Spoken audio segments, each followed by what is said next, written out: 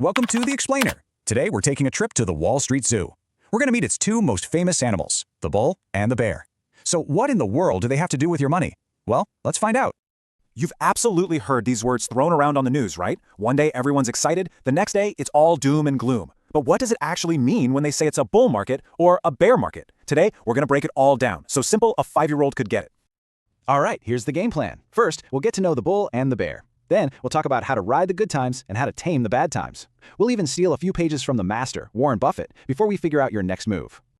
Okay, first things first. Let's meet our market animals. And, the way they get their names is actually a super simple way to remember which one is which.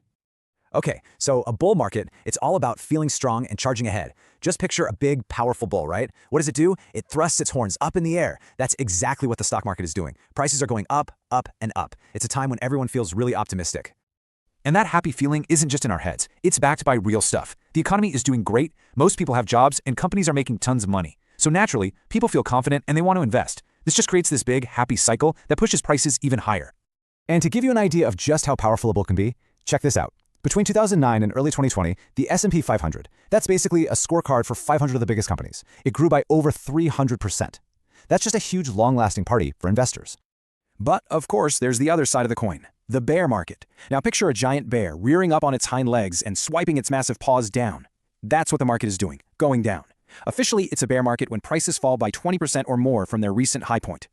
Bear markets are pretty much driven by fear. The economy might be slowing down, which makes investors nervous, so they start selling.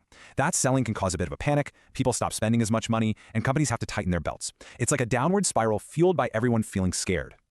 So here's the main thing to remember. They are total opposites. A bull market is all about optimism, a growing economy, and prices going up. A bear market, pessimism, a slowing economy, and prices going down. Simple as that. Okay, so now we get what a bull market is, but how do you actually handle it when things are going so well? Let's dive into some simple strategies. When the bull is running, the big word is discipline. First, yeah, you want to stay invested and enjoy the ride. But second, you have to be careful of all the hype. Don't just jump on a bandwagon because everyone else is. And finally, you've got to rebalance. Think of it like this. If one of your investments grows into a giant, it can throw your whole plan off balance. So you have to trim it back a bit to stay safe. But, as we know, the party doesn't last forever. Sooner or later, the bear wakes up from its nap. What do you do then? All right, this is where you need nerves of steel. Rule number one, and I mean number one, is don't panic and sell everything. Selling when prices are low just locks in your losses.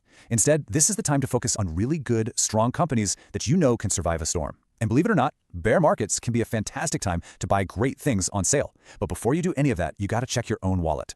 And this is exactly why having an emergency fund is a non-negotiable. Seriously, having 3 to 6 months of your living expenses saved up in cash is like your own personal life raft. It means if your car breaks down, you don't have to sell your investments at the absolute worst time to pay for it. It gives you incredible peace of mind.